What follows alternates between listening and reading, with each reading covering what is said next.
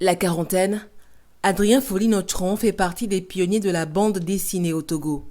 Issu d'une famille d'artistes, il a fait de sa passion un art dont il vit aujourd'hui.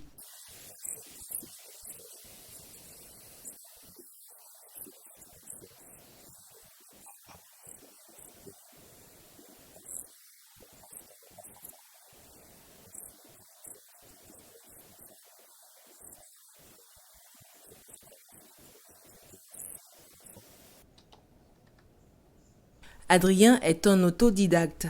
Ses compétences, il a eu à les affiner grâce à des expériences acquises au fil du temps, faute d'écoles destinées à former des BDistes. Aujourd'hui sollicité à travers le monde, il collabore aussi sur des projets de bande dessinée pour jeunes avec la seule maison d'édition de bande dessinée togolaise dénommée Agomedia. Son souhait aujourd'hui est de voir une nouvelle génération de BDistes capables d'assurer la relève. Boris Kpadenou nourrit le même rêve. Avec sa start-up, Aruka Studio, ce jeune passionné de dessin et d'animation a créé cet espace pour donner une chance aux jeunes créateurs de se former. C'est une industrie assez complexe et il n'y a pas d'école de formation pour ça sur le continent. C'est aujourd'hui, je dirais, il y a quelques années que des volontés naissent pour que des écoles puissent arriver. Mais du fait qu'il n'y a pas d'école, il n'y a pas de main-d'œuvre qualifiée et le métier est presque inexistant.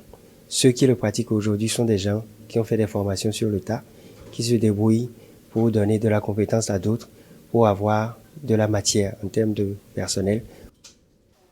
Depuis 2017, Aruka Studio s'est spécialisé dans la production de contenus graphiques, des films d'animation et autres, mais aussi de livres pour enfants, des bandes dessinées. Pour s'imposer sur le marché africain et international, son promoteur mise sur des contenus qui valorisent davantage la culture africaine. Il y a beaucoup de parents qui disent que les contenus que les enfants consomment sur les chaînes ne conviennent pas à nos cultures. Et ça fait que, normalement, c'est un vaste marché inexploré, inexploité, que nous pouvons embrasser. Maintenant, pour embrasser ce marché, il faut une équipe pour travailler. Les opportunités, on doit les créer aussi. L'Afrique, racontée par les Africains, c'est l'ambition que nourrit Boris Kpadenou à travers son nouveau projet de production d'une série de courts-métrages. La première dénommée Wiyao est dédiée aux luttes traditionnelles en pays kabyais, au nord du Togo. Amena Signon pour VOA Afrique, Lomé.